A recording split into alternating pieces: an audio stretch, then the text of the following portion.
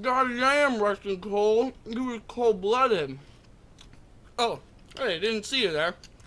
I'm just, watching the latest episode of Law and Order STFU and enjoying a delightful, delicious bowl of Oreos. Yeah, I know they're, not O-shaped, but Arry balls didn't sound too appetizing. Well, since you took the time to visit the channel and check out my video, I guess I might as well get right into it. This is the second video I'm doing for the TBP Studios channel network thing, whatever this is. And today I'm going to be doing an album review for the band I Am the Avalanche. Brooklyn rock band, you wouldn't be wrong in calling them punk, pop punk, alternative rock. Any combination of these genres, you're not going to be too far off base, but at the same time, you won't really be doing their sound justice because they mix these things together in such a way that you can't really peg down what they are. If you need comparison to a band to kind of help you out, I would say any fan of Say Anything should be able to get into this band, especially if your favorite Say Anything songs are some of the more straightforward, hard rockin' ones like Molly Connolly or Hate Everyone. They don't get into the weirder stuff that Say Anything does, and they don't really have any chill moments, or at least not very many. You know, they certainly have a lot of melody and some slower parts sometimes, but they don't ever really chill. And even with the comparison to Say Anything and the fact that you could, if you wanted to, call them pop punk, I don't think that any fan of hardcore music is really going to be too bummed out if they were to get in their buddy's car and he had this band playing. They still know how to get aggressive while always maintaining a lot of catchiness and melody.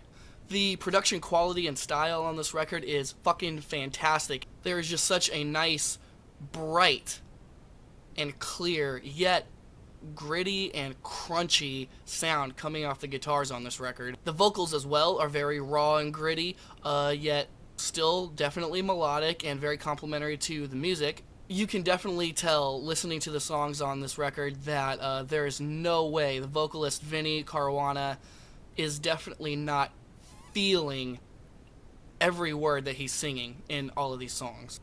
The first track, Two Runaways, is a great opening song for this record.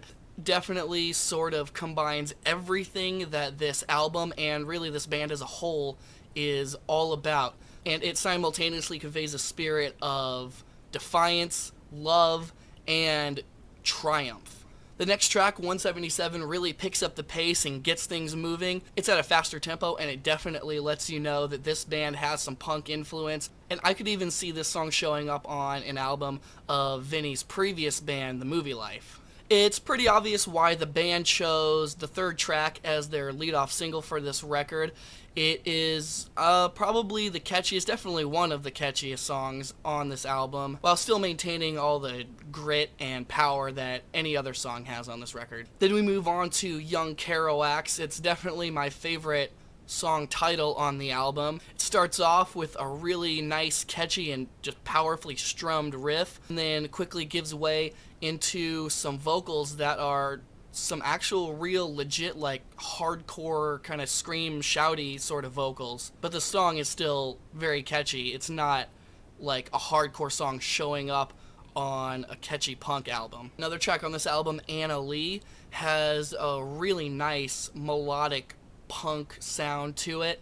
It sounds like it could even be like a cover of a Social Distortion song that never existed, and it's sure to hit home emotionally with some listeners due to its lyrics of loss and missed opportunities. It's probably kind of going to be a little bit of a tearjerker, even though it's still not a quiet song. So there's not too much more I really have to say. All the other tracks that I didn't cover fall into a category of one or another of the songs that I did talk about. If any of the songs I did talk about really resonate with you, there's going to be at least one other song on this record that is going to make you feel the same way. This album is just completely solid through and through, from back to front. I totally love it. Like I said, this is only my second video reviewing an album. A video I did previous to this one, Battle Cross's War of Will album, I also gave a very positive review to.